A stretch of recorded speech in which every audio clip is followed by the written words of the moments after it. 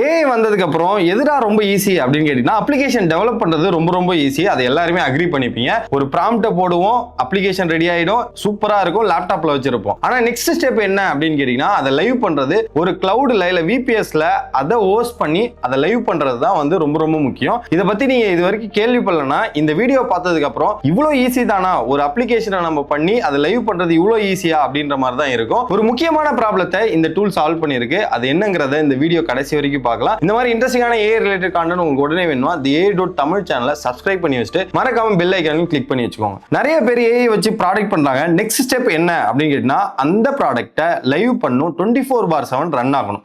அதுக்கு Hostinger connector இவங்க ஒரு எக்ஸ்டென்ஷனை ரிலீஸ் பண்ணியிருக்காங்க. நீங்க எங்கெல்லாம் ஒரு கோடிங்கை வந்து டெவலப் பண்றீங்க, இல்ல எங்கெல்லாம் ஒரு கோடிங் ஏஜென்ட் வச்சிருக்கீங்களோ அங்கெல்லாம் இனிமே ஹோஸ்டிங்கர் எக்ஸ்டென்ஷனை யூஸ் பண்ணி ஒன் கிளிக்ல உங்களால அந்த ப்ராடக்ட்டை லைவ் பண்ணிட முடியும். இதுல இவங்க என்ன சொல்றாங்கன்னா, Hostinger connector build, manage, deploy and monitor your hosting environment without leaving your IDE. So IDE னா என்னன்னா ஆன்டி கிராவிட்டியா இருக்கலாம், VS கோடா இருக்கலாம், கர்சரா இருக்கலாம், டெவினா இருக்கலாம். இந்த மாதிரி இருக்கிற IDE எல்லாத்துலயுமே நீங்க ஹோஸ்டிங்கர் கனெக்டரை யூஸ் பண்ணி டைரக்டாவே உங்களுடைய ப்ராடக்ட்டை லான்ச் பண்ணிடலாம். சோ இது எப்படி ஒர்க் ஆகும்ன்றதை நான் லைவா டெமோவா காட்டுறேன். நான் வந்து ஓபன் பண்ணிக்கிறேன், விஷுவல் ஸ்டுடியோவை ஓபன் பண்ணிக்கிறேன். விஷுவல் ஸ்டுடியோல இங்க பாத்தீங்கன்னா எக்ஸ்டென்ஷன் சொல்லிட்டு இந்த பாக்ஸா இருக்குல்ல, அதை கிளிக் பண்ணீங்கன்னா இந்த மாதிரி சர்ச் வரும். இந்த எக்ஸ்டென்ஷன்ல ஹோஸ்டிங்கர் கனெக்டர் அப்படின்னு கொடுத்தீங்கன்னா ஒன்று தான் வரும். டிப்ளாய், மானிட்டர், மேனேஜர்னு சொல்லிட்டு வரும். இதை கொடுத்தீங்கன்னாக்க இது வரைக்கும் வந்து ஒரு 16,000 பீப்புள் வந்து டவுன்லோட் பண்ணி வச்சிருக்காங்க. இன்ஸ்டால் மட்டும் கொடுத்துட்றேன். Trust and publisher and install அப்படின்னு மட்டும் கொடுத்துறேன். ஓகேவா? இப்போ நான் என்ன பண்ண போறேன் அப்படின்னு பாத்தீங்கன்னா, இங்க நீங்க இன்ஸ்டால் பண்ணதுக்கு அப்புறம் இது வந்து கனெக்ட் ஆகுதா இல்லையா அப்படிங்கறத நம்ம பார்க்கணும். இங்க பாத்தீங்கன்னா சப்போர்ட்டட் ஐடிஇஸ் என்னென்ன இருக்கு, VS கோட் இருக்கு, கர்சர் இருக்கு, வின்சர்ஃப் இருக்கு, டெவின் டெஸ்க்டாப் இருக்கு, ஆன்டி கிராவிட்டி இருக்கு, Claude Code CLI, OpenAI Codex CLI, இது எல்லாத்துலயுமே இது சப்போர்ட் ஆகும். இதுதான் அவங்க சொல்லியிருக்காங்க. இது எப்படி நம்ம வந்து லாகின் பண்ணி எப்படி யூஸ் பண்ணோம் அப்படின்னா, டைரக்டாவே நீங்க போயிட்டு deploy my Node.js app to hostinger இந்த மாதிரி நீங்க டைரக்டா போட்டுக்கலாம். இப்போ நீங்க கிளிக் பண்ணதுக்கு அப்புறம் லெஃப்ட் சைடு பாத்தீங்கன்னா இந்த ஹோஸ்டிங்கர் வந்து அந்த ஐகானை கொடுத்துருவாங்க. நீங்க அதை மட்டும் இங்க கிளிக் பண்ணி ஒன் கிளிக் கனெக்ட் அப்படின்ற மாதிரி ஆப்ஷன் வந்துடும். இந்த ஒன் கிளிக் கனெக்டை கிளிக் பண்ணீங்கன்னா உங்களுக்கு டைரக்டா பிரவுசர்ல ஓபன் ஆகும். பிரவுசர்ல உங்களுடைய கூகுளை வச்சு நீங்க சைன் இன் பண்ணா போதும், உங்களுக்கான ஹோஸ்டிங்கர் கனெக்டிவிட்டி எஸ்டாப்ளிஷ் ஆயிடும். இதுக்கப்புறம் நீங்க ஒரு அப்ளிகேஷன் டெவலப் பண்றீங்கன்னா டிப்ளாய் இட் அப்படின்னு சொன்னாலே போதும், உங்களுடைய ப்ராடக்ட் லைவ் ஆயிடும். அது உங்களுடைய ஐபில தான் எக்ஸ்போஸ் ஆகும். அது எப்படிங்கிறதுமே இப்ப லைவா பண்ணி காட்டுறேன். சோ இங்க பாத்தீங்கன்னா கனெக்டட்னு வந்துருச்சு. அதுக்கப்புறம் அவைலபிள் டூல்ஸ் என்னென்ன இருக்கு, வெப்சைட் இருக்கு, டொமைன்ஸ் இருக்கு, அண்ட் வந்து சப்ஸ்கிரிப்ஷன் பேமெண்ட்டுக்கு 9 டூல்ஸ் இருக்கு, இமெயில் மார்க்கெட்டிங் இருக்கு, இ-காமர்ஸ், VPS இருக்கு. சோ நான் VPS சூஸ் பண்ணிக்கிறேன். ஏன் VPS சூஸ் பண்ணோம் அப்படின்னா, உங்களுடைய டெவலப்மெண்ட் எல்லாமே VPSல தான் நம்ம ஹோஸ்ட் பண்ணோம். இது எல்லாத்தையுமே கொடுத்துறேன். இப்போ இது எப்படி நம்ம வந்து யூஸ் பண்ணலாம் அப்படின்னு பாத்தீங்கன்னா, நீங்க கிளாட் கோட் யூஸ் பண்ணி பண்ணலாம், உங்களோட ஐடியை யூஸ் பண்ணியும் பண்ணலாம். சோ நான் வந்து இப்போதைக்கு கிளாடையே யூஸ் பண்றேன். கிளாட வந்து டைரக்டா இங்க யூஸ் பண்றேன்ல, இதெல்லாம் டைரக்டா யூஸ் பண்றேன். Check that Hostinger is connected or not அப்படின்னு நான் கேட்கிறேன். ஓகேவா? சோ இப்படி நான் கேட்டதுக்கு அப்புறம் இது வந்து கிளாடோட எக்ஸ்டென்ஷன். இது என்ன பண்ணணும்னா, நம்மளுடைய பிரவுசர்ல போயிட்டு ஹோஸ்டிங்கர் டொமைன், ஹோஸ்டிங்கர் VPS இது எல்லாத்தையுமே பார்த்துட்டு கம்ப்ளீட்டா அது எல்லா டீடைலுமே எடுத்துட்டு வந்து தரும். சோ இதுதான் ஹோஸ்டிங்கரோடைய நியூ அப்டேட், ஹோஸ்டிங்கர் கனெக்டர். இந்த எக்ஸ்டென்ஷனை நீங்க ஆட் பண்ணி இந்த மாதிரி டொமைனா இருக்கட்டும், VPS இருக்கட்டும், இது எல்லாத்தையுமே உங்களுடைய ஐடியில இருந்து எல்லா இன்ஃபர்மேஷனையும் எடுத்துக்க முடியும். சோ இப்போ இதுக்கான ஆன்சர் என்னன்னு பாத்தீங்கன்னா, Hostinger is connected and authenticated. Domain வந்து 8 டொமைன் வச்சிருக்கேன். அண்ட் வந்து VPS வந்து இவ்வளவு VPS இருக்கு, அதாவது ஒரு VPS இருக்குன்னு நினைக்கிறேன். இதுதான் வந்து இருக்கு. சோ இப்போ நான் என்ன பண்ண போறேன் அப்படின்னு பாத்தீங்கன்னா, ஒரு சிம்பிள் யூஸ் கேஸ், ஒரு ஸ்கிரீன்ஷாட் எடுத்து அதே மாதிரி ஒரு லேண்டிங் பேஜ் ஆர் அதே மாதிரி ஒரு அப்ளிகேஷனை எப்படி ரெடி பண்றது, அதுவும் வந்து சிம்பிளா இந்த கிளாடை வச்சுக்கிட்டு நான் ஒரு ஸ்கிரீன்ஷாட்டை மட்டும் கொடுத்துட்டு இதை வந்து இந்த மாதிரி ஒரு லேண்டிங் பேஜ் ரெடி பண்ணி அதை வந்து லைவா டிப்ளாயும் பண்ணிட்டு ஹோஸ்டிங்கர்ல அப்படிங்கிற ஒரு ப்ராம்ப்ட் மட்டும் தான் தர போறேன். அதுக்கு நான் வந்து ஏதாவது ஒரு ரெஃபரன்ஸ் எடுக்கணும்ல. நான் என்ன எடுக்க போறேன்னா, NVIDIAவுடைய லேண்டிங் பேஜ். எனக்கு இது வந்து ரொம்ப பிடிக்கும். ஸோ அதனால தான் இதை எடுத்து